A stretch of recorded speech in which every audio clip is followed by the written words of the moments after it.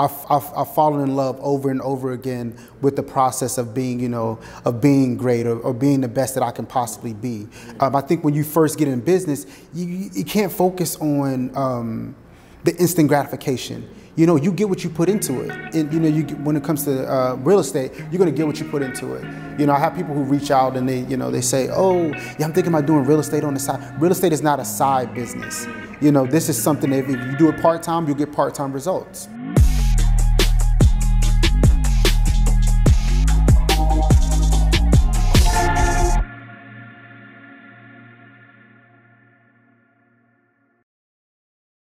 Hello everybody and welcome to another episode of New York 100 Season 3. And about time this video is releasing. Well, we're filming this in New York, of course, but I would have moved out of New York. I'm still within the area, so I'm still heavily invested into New York, but I'm not living here, right? About time this video is dropped. And the man behind that is Matt. Matt has been behind the whole process, make sure everything was moved smoothly and through all that. So we're gonna get into that. And I have a lot of, set the stage. So I have a lot of interviews about real estate. I have a few. One is with Nick Jeffries. It's about like the journey of an entrepreneur. I have Jared Randolph. That's like the intricacies of New York real estate. And now for this one, and also we're about to film another interview about the state of New York. Like, is it good to move into New York? Is it worth living in New York nowadays, post-COVID? We'll get into that. These will all be links to those previous videos in the description. I'll leave a comment, like a top comment, so you can see those interviews. So if you're in real estate, I have a lot of interviews for you. But I also get a lot of inquiries about people wanting to come into real estate. Amadeus, I want to get into real estate. Looks very interesting, this, that, and the third. So I'm going to show you, well, through this interview, hopefully you're going to learn about the real, the real intricacies of how to become a real estate agent, the lifestyle, the day-to-day, and also how to thrive in the industry. So if you're beginning, spanking new, this is an interview for you. And even if you're heavily into real estate, then you can learn from Matt as well. So just to give you, just right off the back. So, boom, that's it. So sorry for the long intro, guys. Make sure you stay for the whole interview. Also, one last thing. I'm going to be leaving the show notes for all the topics, all the questions. So there's a question that you want specifically answered, go in the show notes and you can watch it from there, or you can just stay for the whole interview for the full conversation. Let me drop in nuggets left and right. Long intro. Thank you, Matt, for doing this today. I appreciate it. Changing plans this morning was, we were supposed to do something else, but we made it happen. And so, like I said, you were the man behind our transition through the move. But first, how did, take me back to the beginning, how did you get started in real estate? So it's actually a pretty ironic story. So initially, when I lived in Los Angeles, I used to work in the NBA. Worked for the Los Angeles Clippers NBA front office. And during that time, one of my biggest clients was actually a real estate broker, a guy who sold real estate in Beverly Hills.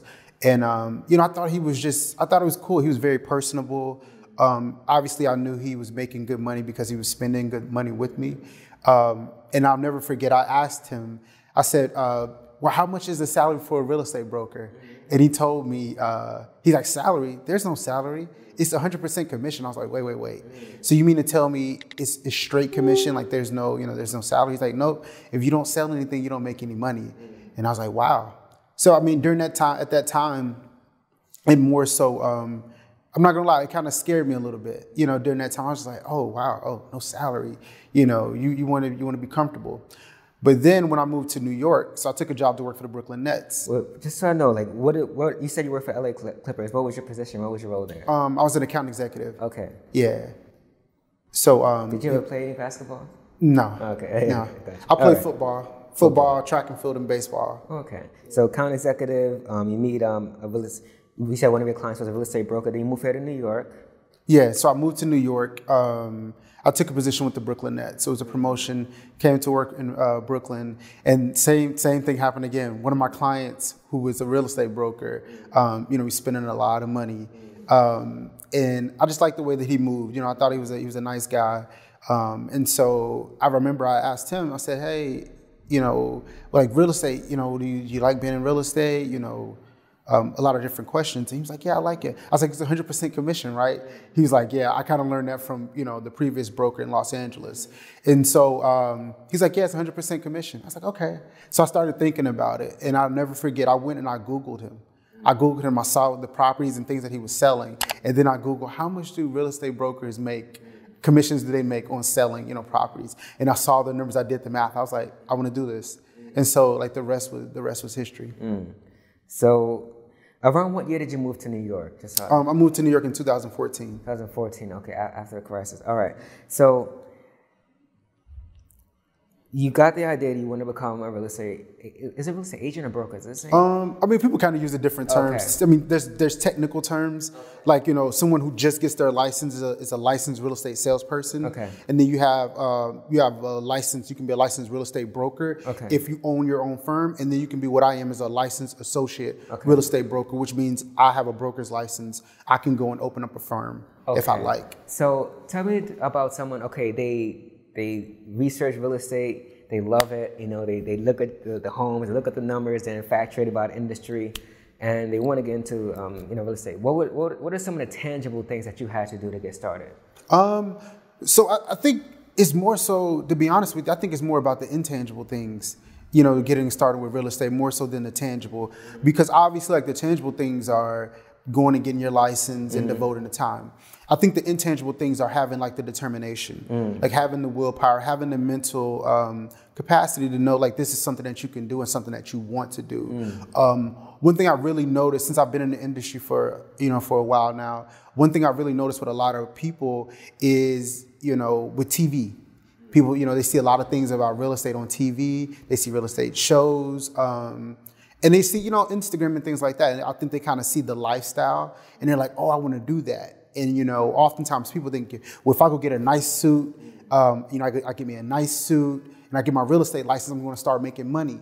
And it doesn't work like that, So I would say it's more about the intangibles than the tangibles. So what are those intangibles? You said, well, the first person you met, you said was personable, right? And I've met, and I've gotten that through you. Like you met my mom, my brother, myself.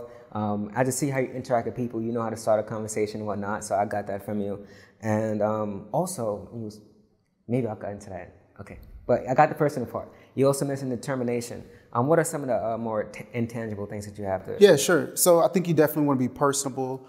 You definitely have to have determination. It's funny. One thing I guess I kind of made it up, but I call it you have to have a shooter's mentality. A shooter's mentality, like basketball. Okay. And so what I mean by that is, you look at like a basketball player, they shoot the ball, right? It may go in, it may go in, it may not go in. It's a 50-50 shot, right? But even if they miss that shot, they're going to come down the court, they're going to shoot it again. If they miss that one, they're going to come down the court and they're going to shoot it again, right? And so I think that's the kind of, not only in real estate, but just in life, you have to have a shooter's mentality. So, you might get into real estate and you may not close any transactions for the first 8 months, 10 months. You may not get any clients or anything like that. But if you have a shooter's mentality, you're going to keep going. You got to have that willpower to keep going. You want to be tenacious.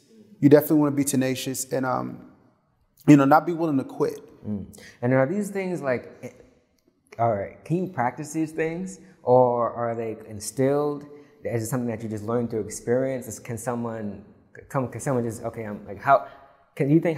first off, do you think someone can build these skills intentionally? If so, how? Absolutely. I think you can definitely build these skills intentionally. What I believe is, so in life, we have these moments that give us an opportunity to practice these traits, to bring them out of us. And so it just kind of comes down to if you do it or not. So for example, I remember, I can speak like on my life. I remember when I was in college, and I'll never forget, my rent was $615, and it was a roommate and I. We shared the apartment, and I needed to pay my rent. I remember I didn't have any money, and my roommate and I, we had a conversation. I was like, we said, okay, we can call our parents and they can give us the money. Or no, we made a pact. We're like, we're not going to call our parents. We said, never mind, let's not call our parents. We're going to work and we're going to get it done. I think I was maybe like 19 or 20 years old at that time. And so what we did, we went and got a job. I went and got a job at like this restaurant, to be able to save the money. I ate ramen noodles for a little bit. And we really kind of, built each other. But in that moment there, that's when I learned to, like perseverance. I learned to like make a plan to stick with it. So that was an opportunity for me there. And then I think the biggest thing that let me know that I could like achieve anything and can be tenacious was when I graduated from college. And I always tell the story. The day after I graduated from college, I bought a one-way ticket to Los Angeles. I didn't have a job. Didn't really have any money, But with that being said, I knew I had the determination. I was like, I know if I put my mind to it, I can do it. I know that. And so during those times is when I kind of learned the different traits that I mentioned before, and like, having that mentality to it, the shooter's mentality. I always call it, throwing a kitchen sink at it, sinking or swimming. These are all terms that I use to myself. Like when I believe you either sink or you swim. And so when I moved to Los Angeles during that time period, I told myself, Matt, you're going to sink or you're going to swim. All right, so you mentioned a story about going to Los Angeles with the one-way ticket. It reminds me of the quote, if you're going to take the islands, then burn the boats. Like you said, no return plan. And it kind of reminds me of the time of, I went to Shanghai. And I won't get too much into the story, but I moved to Shanghai with just enough money for the ticket and like only rent for like 3 months, so I was going to do it for the whole year. So I was like, my brother, smart dude, he was like, Dad, you're going to move out there and you're going to have rent for 3 months, but how are you going to survive? I said, I'll figure it out.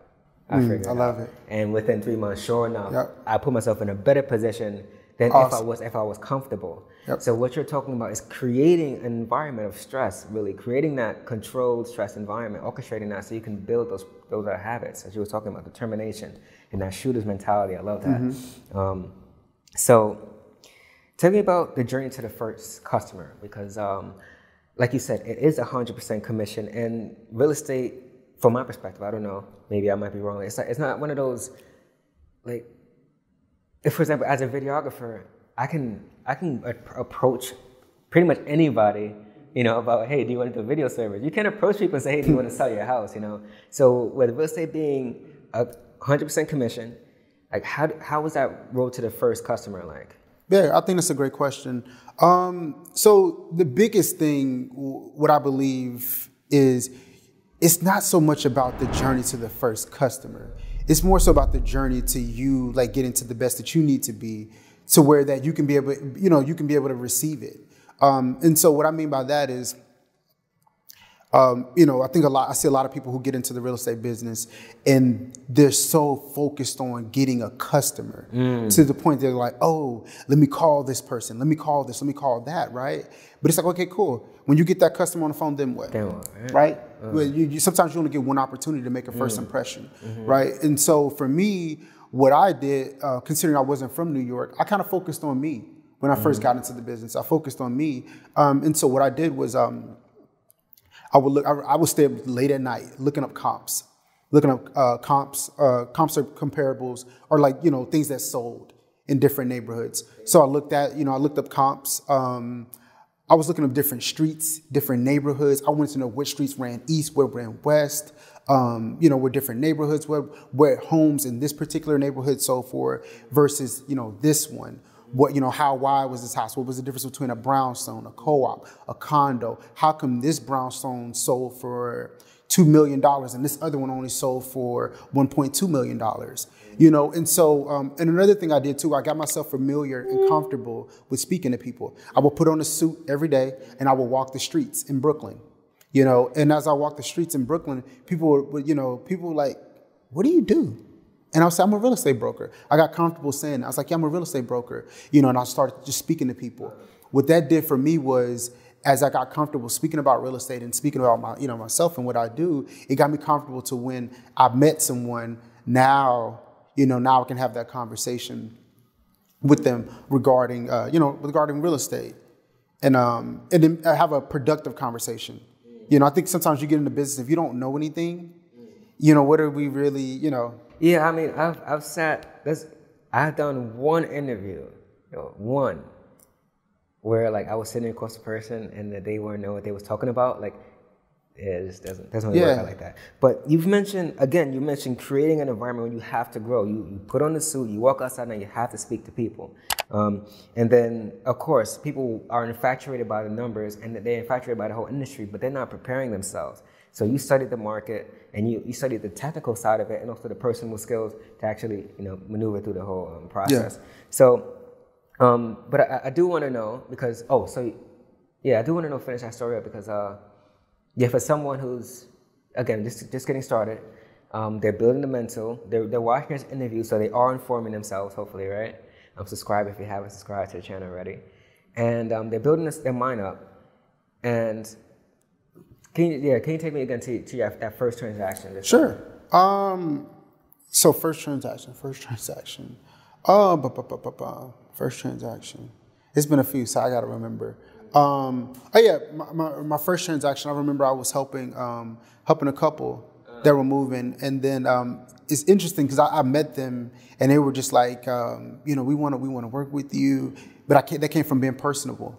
I was being personable, during that moment.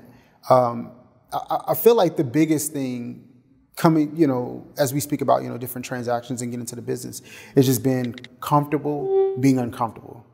Yes. You have to be, you have to get comfortable being uncomfortable, especially, in real estate. Nobody wants to be new, but what do you mean by that? When real estate, no one wants to be new. No one wants to be new. No one wants to be the rookie. Oh, okay. Right. But, when you really think about it, you think about Michael Jordan. You think about that doctor that's been, doing surgeries for 30, 40 years. At one point in time, they were new. They were a rookie, right? I look back on to when I was a rookie, when I first got started. It's crazy because, like, where I'm at now and where I was then, like, my life is completely different. Businesses is completely different, and it's a beautiful thing. But I was fine being a rookie. I was fine being a rookie and asking a lot of questions and asserting myself. Questions and asserting yourself. So I normally like to ask this question toward the end, but it's linked perfectly right now. What would the Matt now tell the rookie back in 2014, 2015? What would that conversation be? Like if you had this one-on-one conversation with him, you had a few minutes, what game would you be giving him right now? I would say the things that go with your gut. Okay. That would have been the biggest advice I would have given myself back then, because I believed in myself. I believed in myself. I knew what I wanted to do. I was determined. But I feel like there were some decisions I made back then that I wasn't going with my gut. Because sometimes you kind of second guess. You're like, oh, I don't know, But I would say go with your gut. I mean, I'll give you a story with that. Like I tell my mom this as well. I said, every time I did a project for a customer only for the money, and I knew I didn't like the person, I spent more money. I spent more money, spent more time doing it. Yep. I didn't, and I hated it, right? Yeah. And so, can you tell me if you're comfortable, or maybe leave out some of the details of a time when you didn't go with your gut and didn't go so well, and maybe a time that you went with your gut and you knew it. Yeah, 100%. So it's kind of like right in line with what you said. Now I go with my gut 100% of the time. And energy. For me, energy is so important. I can remember about 3.5 years ago, working with a client, and it was probably one of the worst experiences I've had, working with someone in real estate. And what I realized, though, is that it had me stressed out. Yeah. I was stressed out because I always say, for me, when real estate stops being fun, I'll stop selling real estate. But I love what I do, and it never feels like work. At this point in time, it felt like work, though, in that transaction, 3 years ago, and it took a lot out of me. But what I realized, too, is that the energy wasn't there. It was bad energy. The person I was working with was very negative, very pessimistic, and would say, wasn't really valuing like the work that I was bringing to the table, and I was doing a lot. And so now, if the energy's not right, I won't take it. I won't take it. For me, it's bigger than money, right? It's about the service. As a real estate broker, I believe if I provide the service and I focus on servicing my clients, like the money will always come, right? Money is a natural offset of providing good service. So you speak about the service. Ultimately, at the end, it's about is it like you're helping someone sell a house or you're helping someone buy a house? Yeah, so there's a lot of different factors. Okay. Yeah, so you can sell someone's home, you can help someone buy a home, You can help someone invest in in a home and property. You can also rent properties out too. Okay. I was going to ask, so what is the whole service factor of it? Like, if you pull the curtain, like, of course, that there's the end result, like you said, sell, buy, rent, invest. But just take me through, like, I guess, what your approach is to providing a great service. Absolutely. Yeah. So I always like to consider myself a full service broker. And what I mean by that is that anything that needs to be done, I'll get it done. Right. I think there are some people who, when it comes to real estate, they just expect, okay, look, so I'm going to go in there, I'm going to list the property, and then I'm going to take an offer, I'm going to present it to the seller, I'm going to sell, and I'm going to get my check. It doesn't work like that. So for me, there's been times when I've had to go down to the DOB, for a client. I had to research information. I've had to clean a property. You're sweeping properties. I'm waking up at 7 a.m. to go and, clean the property before like showings. There's so many different things. Times when I've had to, give money out of my own pocket if there was, tenants that we needed to get out and I needed them to go, go to the playground or something. There's a lot of different variations to being a full service broker. And I think that's the one thing that your clients will appreciate about you, because at the end of the transaction, when your client says, thank you, Matthew, like, I really appreciate it. I want to refer my friends or, anyone else that I know, like that's what feels good. It's the service component, So I'm going to have to give you a 2-minute plug here, right? Because, all right, I've been in business for about 5 years now. And I'm a type of person where, like, okay, you don't see anybody here in this room with me. We're filming this whole thing. It's just me. I'm a do-it-yourself kind of guy. And I just like things being done by myself. And when I hire out people, I'm like, I'm very specific until I know I can trust you, right? But with you, it was me, you, and my mom throughout this whole process, and I was like, whatever, I'll just step out. Like I always want to be like a part of the deal. I was like, I feel good. I trust Matt. I stepped out, and so I got that vibe from you that you was going to take care of us from start to finish, and everything you said about going the extra mile, These are things that he done for me, and he just said it, right? You help sweep the floor. You help move the furniture in and out the house. Attorney, you helped us. Find attorneys. You refer us to people, and so you were like really guiding us through the whole process where we didn't know you really did everything for us, as opposed to some brokers or me, just people in other services. They'll do everything that they have to do, and they're gonna leave you for the rest. You really. Everything that was involved in the transaction, you helped us do. So I can attest to that.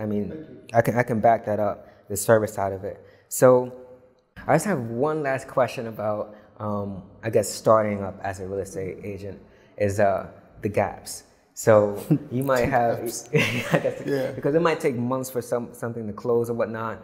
And so my thing is, did you experience gaps?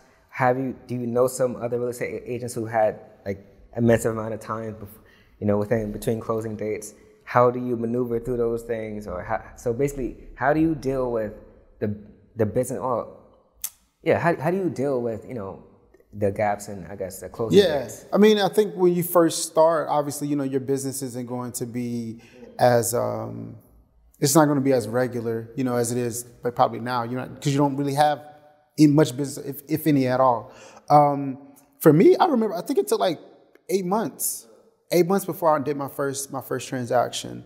That's just a part of, having that shooter's mentality, and just knowing that, if you keep putting in the work, you may not bear the fruit today, but, the fruits of your labor, but you'll get it eventually. And so that's the one thing I always knew, that I was going to be successful, was going to happen, because I wasn't cheating the game.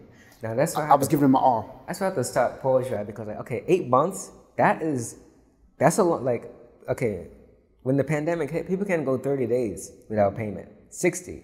Now you're talking 3, 4, 8 months. So like, first off, how did you this house here. How do you do those 8 months? First off, were you actually seeking business and deals not happening throughout those 8 months? No. So for the first 4 months, I was more so kind of working like in an admin situation to where like I was working with someone who was a broker. I was kind of just like learning stuff, like learning some of the back end, the clerical stuff on it. Obviously, you have to say I saved some money. Okay. I lived below my means, during that time period. So that was kind of, that was the situation. And then, so what was, I guess, like the mind, like you said, oh damn, I don't even know how to phrase this question. Oh, I don't know if I want to ask the right question. It's, essentially what I'm trying to get at is people start a business, people go into an adventure, and they want that immediate return, right? And they look at real estate, they see the numbers around it, and they want that right away.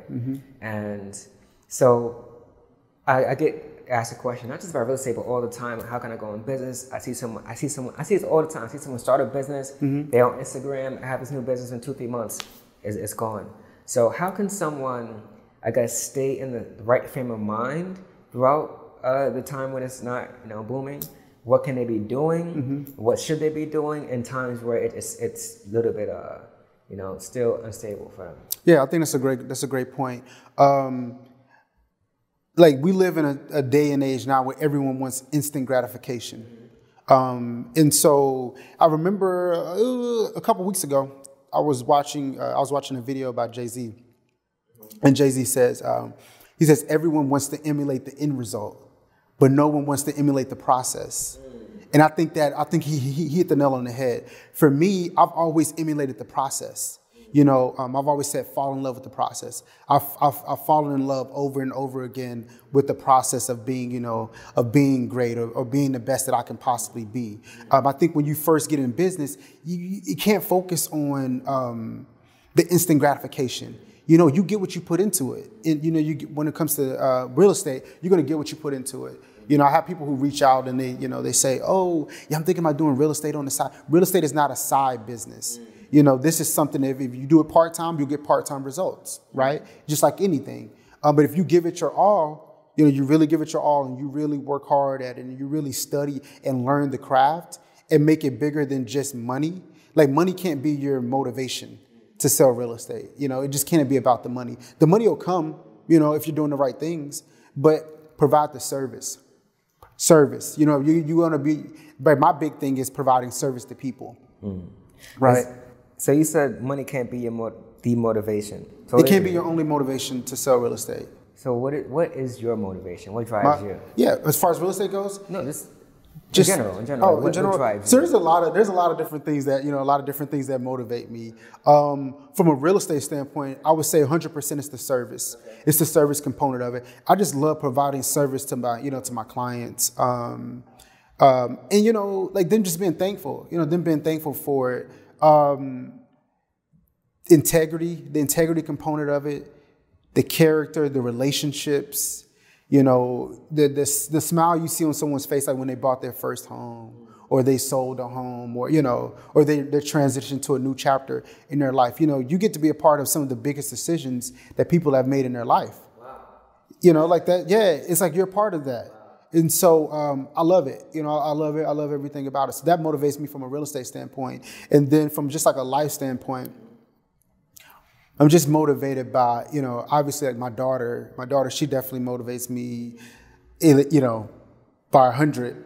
But I was motivated before she got here. But it's just being of service. Yeah. Being productive to society. Yeah, but like more so, but for me, it's just like I want to be able to change lives. It's always been something important. It's like bigger than me. I want to be able to, open up a community center, open up a school, pay for, kids in inner city, their college tuition, provide opportunities, for people, for black and brown people that they may have not had, over like throughout society. And so I'm like, somebody has to do that. I see these areas of opportunity and what we need, the needs for our communities. And I'm like, somebody has to do it. Why not me? And so that's kind of the way that I look, and I've really accepted that responsibility and understand that if I continue to work hard, keep my head down and just focus on the work and fall in love with the process, everything is going to take care of itself. And so now that I'm going to transition out of the beginning days and, you're more stable now, businesses, coming. So, in the beginning, I guess you're mainly focused on, for me, maybe not, I don't know, but it's kind of like, you focus on, I guess, the immediate, your needs a little bit more. But when you step back now, okay, you receive a little bit of success, and business coming in. What does your job look like now? How does the full scope of your day to day look like now? Yeah, so great question. I mean, I'm definitely a lot busier. My days are, it's a lot. It's a lot. I remember when I first started out, I had more free time, so I could there was a lot more things that I could do back then during that time period. But even then, compared to now, I've always still focused on the transaction, but just focused on servicing the transaction, because I believe when you do that and you're in it, you can get so many different jewels. You can learn so many things about, people, about transactions. You can learn things about yourself, as you're going through something. But now my days, I'll wake up maybe 6:30, 6:45, 7 o'clock, spend some time with my daughter, shower, and I'm out. And sometimes I'm not getting home until 8 o'clock at night. And, I have meetings all day. I'm doing showings. I'm having lunches, phone calls. I have to sit down and still do my, my day-to-day, work, viewing different properties and things. So it's a lot. So this is what I want to get into, because I'm known for being a videographer, a video producer. And a lot of people see just the video aspect of it, but I also have to be a graphic designer. I have to be able to do set design like this. Right. I have to set the interior, set design. I have to be able to do sound engineering, manage a project, see it from start to finish. And so there's a lot more that goes into creating a video, strategy, the marketing component, all that stuff, social media. So with your job, I'd love to know, you were kind of listening to them. I'd love to kind of know, what does a job description look like? From real estate. Yeah. I know. It's funny because, you look at the job, it's real estate broker, but there's so many other different things. So, essentially you're like a psychologist, you're a cleaner, you're a businessman or woman. What else? Sometimes you may be a babysitter. Somebody comes with their kid and, they're looking through the house and they say, oh, can you watch my kid here? Okay. You're a mediator. There's a lot of different things, a lot of different hats that I've worn, throughout the real estate process. But it's so cool because, it's all a part of the experience and the job. Now, I really wanted to give people a real perspective of what you do your day to day. Just because some people have they just see the end results. I wanted people to know. Also, there's some things in there like you said, you help it out with you have to be somewhat you have to know legal to a certain point. You have to what now? No law. Oh, we have attorneys for that. There's certain guidelines and things you want to follow. You're going to want to follow. Even things like permits, that's having permits. You have to pull permits and things like that. Legal components of things. Yeah, legal component for me is really good, really huge. There's media, there's copyright, licensing, right? So, but you said you learned a lot about people, and I remember you came to a house one time. You was talking about showing a house and getting different energies from people. So what have you learned about people throughout this whole process? I know it's very broad, but I guess maybe just one thing that comes to mind. What have you learned about people ever since you started this process? Yeah, I think great question. I've learned a lot about people. I've learned a lot about myself too, when it comes to how I interact with people, right? I've learned that's actually a really good question. That's a really good question. I would say the biggest lesson that I've learned about people is that people want to know what value can you bring, right? I think when you're in business, oftentimes people say, oh, I have a business. Now everyone come support me or everyone do business with me. And people are like, why? And then you're wondering why isn't anyone doing business with you? I think the most important thing is, do you bring value, right? And so as a real estate broker, I have to be able to bring value to my clients, to my communities, to the people that I work with. I have to be able to bring that value. And part of me being able to bring that value is coming from a place of, integrity, honesty, and service. Now also too, me being knowledgeable. If I don't know, I'm the professional, so if I don't know my craft, then what value can I really bring? People are really counting on us to give them great information, especially when it's like your biggest investment or your biggest asset of your life, right? We need to know, it's important that I know what I'm talking about and that I can bring value. All right, so you speak about the shooter's mentality and shooter's mentality. Yeah. Shooter's mentality. Love that concept. I'm definitely going to credit you on that and start using that. And I'll keep it in the basketball analogy. So most players, and this is like very, very common, most players, they get in the league and they go 100% full force. It's 100% all the time, 100%, boom. And they utilize all their energy until they begin to realize that they can't play that game and sustain over time, right? And so then they start to play the game with their mind a little bit more. They begin to develop, I guess, the technical skills, how to move their body. They fix their form so that more shots they take, their percentages rise, right? So I guess as we develop our crafts, we do a lot of things in the beginning and we shoot. But eventually we tune up, we get our form right, and then now we're able to shoot more shots and hit them as well. Yeah. So what are those things that you had to fine tune over the years to, I guess, raise your percentage or to become better as a real estate agent? Yeah, great question. I think so. One of the biggest things is really like learning the business. Okay. You know, a lot of people sell real estate, but they may not understand like the business of real estate. Also, too, understanding people. More importantly, valuing my time. And so with that, I feel like in the beginning when I first started, people could waste my time. They would be able to waste my time because I didn't know, there were certain things I didn't know. Nowadays, you can't waste my time. Okay, what is an example of wasting your time, just so you know? So wasting your time would be like going to view a house with someone who's not pre-approved. Oh, okay. They're not pre-approved or they like the idea of buying a house, but they haven't really done anything to prep themselves to buy a house, right? Or you have people, believe it or not, there's a lot of people who just want to, they want to contact a real estate broker because they feel like it sounds good to say that they have a real estate broker, and they just want to go look at houses and no intention of ever buying. Yeah. And then, so how do you safeguard yourself from that happening now? Yeah, so one thing I do now is, I pre-qualify people. Okay. So before I take someone out, you have to have a pre-approval, and I'll let them know that, like, look, okay, great. I know you're interested in purchasing a home, but okay, so I'll give them a step. This is the game plan from A to Z. Step one is going to be you getting pre-approved. If you're buying cash, then like I need to see, the proof of funds. But you get them pre-approved, and then we're going to sit down. We're going to have a conversation, or we have a phone call, and I'm going to find out everything that you're looking for in a home. And what's your timeline.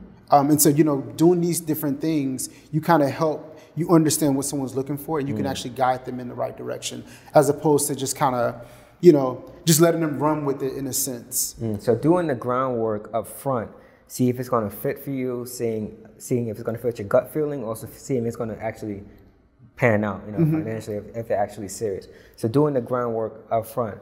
So what are some other things that I guess you've had to fine tune over the years to get better at? Okay. You said understanding people in the business. So what does understanding the business look like? So understanding people, in this business, if you meet a seller or if you meet a buyer or a landlord or just people in general, people say different cues. So nowadays I can tell if someone's interested in the property or if they're not. I can tell if someone's interested in working with me or if they're not. I can tell if someone's serious about purchasing or selling and if they're not. Right. And that just comes from, having conversations with people over and over again and seeing what it looks like. So can you give me a cue of someone who do you know is interested in buying or not? Can you give me an example? Yeah, I would think, great. So someone who's interested in buying, there's always a sense of urgency. Oh, okay. Right. And I think in anything that we do, you have to have a sense of urgency, not a sense of desperation, but urgency. Right. And so a real buyer or somebody who's really looking to buy a house, they're going to have a sense of urgency. They're going to have a definitive timeline, and they're going to do all the necessary steps it takes to get to, to purchase a home. So they're going to, they're going to get pre-approved. They're going to save their money. If you say, let's go see houses on this day, they're going to do that. And so oftentimes, you can give someone like just little, I don't call it homework, but little things to do, as you're getting prepared for the process and to see if they do, see if they do it. I always say, like, look, if I'm working with a buyer, send me some properties. I always say, like, the best way it's going to work is, like, my job isn't just send you properties for you to view. I want you to go and you look. You look online or you look wherever, and you send me the properties that you like, and I'm going to do the same thing in return. So we're kind of going back and forth. If I get to a point to where a buyer isn't sending me any properties, then I know. So they have to be serious just as well. So you're both investing into this whole process. Absolutely, because it's time, but they definitely have to be serious. Me, I'm serious all the time. As far as when it comes to my business, everything that I do at 150%. So if I'm giving you 150% and you're only giving me 20, it doesn't even out, right? And so in order for me to get, I'm gonna give 150%, but I need that from you in return. And so one thing that's important for me is to really make sure that this person is invested in, in the goal. If they're real, do they really want this goal, or are they just talking about it?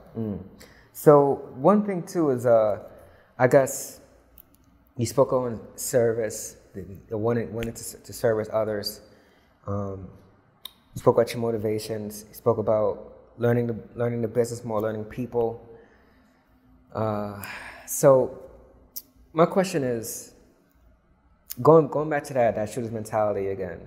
Like, so what do you think it takes to be outstanding? What do you think it takes to be great in this industry? Like subpar, like you're above the rest. Now you're not even messing with other agents. Like, what do you think it takes to get you over that hill and like a whole nother like Mount Rushmore of real estate agents? Yeah, I think that anybody can be on Mount Rushmore, right? What it takes is it just takes like the confidence and the belief in yourself, right?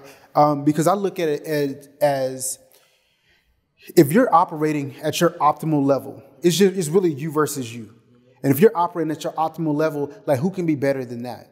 Think about it. You can't, it's not a place where you can really compare yourself to other people. I think if you really focus on your work, like you focus on the work, you put the energy, you put the effort in, you create and establish those relationships, in genuine relationships. I have clients to where I can call any of them right now and I can say, look, can I come over for dinner this weekend? And they probably all say yeah, right? Because I built those relationships, authentic relationships.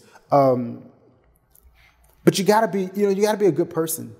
I think that's the biggest thing. You gotta be a good person of sound integrity, and really, more so than the money, it's gonna be the people. It's the saying that says, people may forget your name, they may forget what you look like, where you're from, but they'll never forget how you made them feel, right? They'll forget about the money too. They won't remember how much money you made on a transaction or so on and so forth, but they'll be like, hey, I remember that guy. It was a great experience. He was nice and things like that. And so I think in order to get on the Mount Rushmore, for me personally, it's so centered around like just making like real change, like really, establishing like a change in the way that people see brokers, putting service first, but also too, just connecting with the people. And I feel like if I continue to do those things, everything else will fall in place and everything will be the way it should. So Matt, a final couple of questions I like to ask all my guests. Great interview, very inspirational. I mean, you've kind of laid out the groundwork for what people need. I got personable, really studying the business. You have to be determined in order to get started. You have to not look at the money, look at the result, look at the impact that you want to make.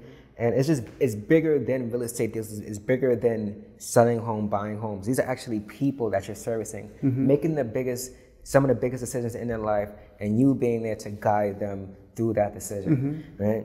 So one of the final questions I like to ask all of my guests is, what do you think is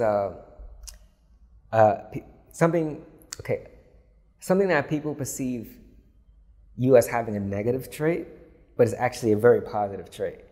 I'll give you an example. I'm very stubborn. But if someone looks at the definition of stubborn, it's actually not negative, right? So being stubborn is not being stubborn and being closed-minded are two different things. I'm very stubborn. When I want something, I want to get it, right? So people see that as a negative trait, how I view it as a positive trait. What's something that people view you as, oh, Matt, you're this, you're that, but you see it as a positive thing? Yeah, I think that's a great question. One thing is I'm very direct. I'm very direct. And I think, in like today's society, you think a lot of people kind of tiptoe around certain topics. People tiptoe around, just being like honest and telling people, how they feel about a situation or, whatever. For me, that's never been the case. I'm a straight shooter. And so, you know, I think there's some people that appreciate it and there may be some that don't. But I think it's actually a positive trait. You know, I always tell my friends, clients, whatever, you'll never have to wonder like how I feel, or, you know, or what I think, or if I'm uncomfortable about a situation or whatever it may be, because I'll voice it, you know, in a professional manner. But, you know, obviously, and if, you know, if it's something regarding a property to where, and I've said it many times, I've gone to clients' homes and, you know, they're like, oh yeah, I want to sell for $3 million, right? But the house down the street that was completely renovated just sold for 1.5, right? So where are you getting your number from? And you have to be able to tell people, be honest with people as a real estate broker, and I always say, you know, sellers feel like their house is the Taj Mahal, and a buyer feels like the house that they're buying is a cardboard box. We got to find the middle ground, right? And part of finding the middle ground is being honest, you know, being honest with your clients. And so I would definitely say I'm very direct. And some people can perceive it as a negative, but I think it's definitely a positive. Also, final couple of questions, I guess is a speed round.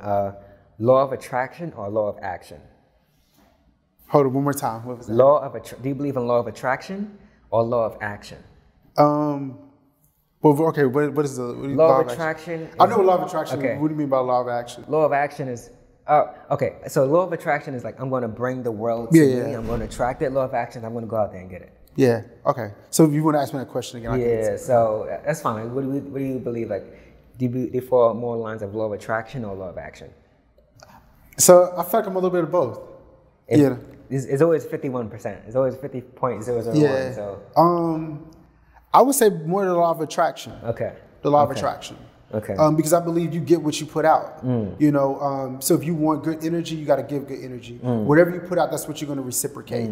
And so for me, as a professional, it's just like as a human being, I want to give everybody good energy. I want to give you good energy. You know, I want to be kind to you. You know, I want to speak positivity to you. I want to uplift you because that's what I want in my life. That's what I get.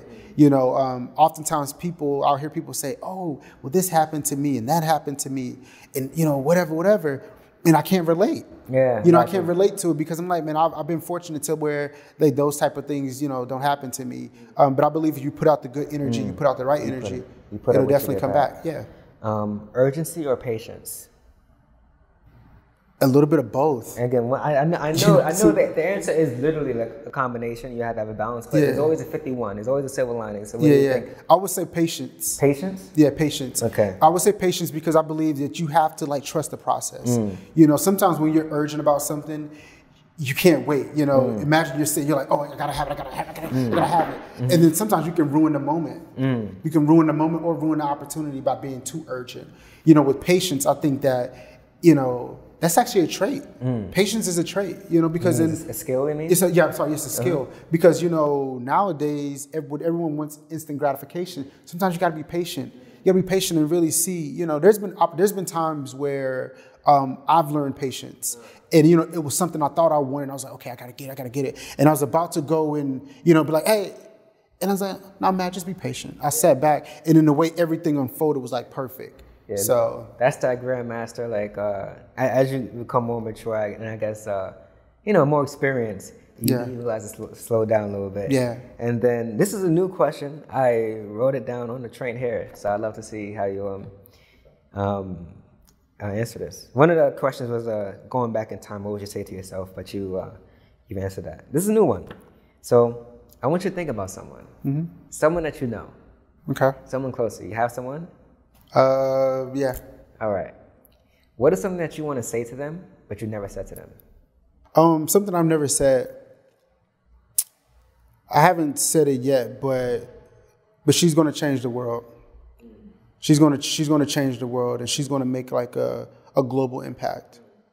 Yeah, and whatever she does, whatever she wants to do, yeah. And last question I like to ask all of my guests: New York in one word. New York in one word.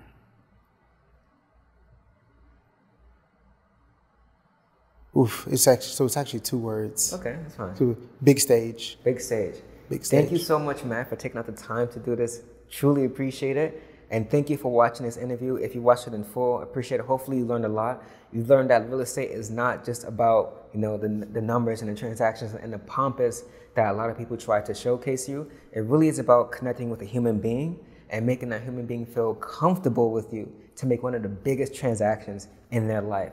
In order for that to happen, you need to be knowledgeable about your skill set, the craft, about the business, the market, and you also have to be able to be personable and also be able to understand people's emotions and understand them as human beings, connect as a human being as well. So hopefully you learned a lot through this interview. Like I said, I have other interviews about real estate if you want to check out more of them. We're about to shoot another interview about another video about moving to New York. Is this something that you should do in this post-COVID-19 world? We're going to get into that as well. So check out all these other interviews we have on the channel. Man, subscribe if you haven't already. If you haven't subscribed, it's a huge help to the channel. Make sure you do all that stuff. And in order to get in contact, how can someone get in contact with you? Best way would be email. Yep. And my email is matt@ivynorth.com. That's MATT at Ivey North, like north and south. .com. And I'll leave the link in the description. Get in touch with Matt if you want to buy, sell, or real estate advice, investing, consulting, so whatever you need Matt for, I'll give the good word for him. Thanks for watching this interview. Make sure to like, share, and subscribe. And remember, be great. Cheers.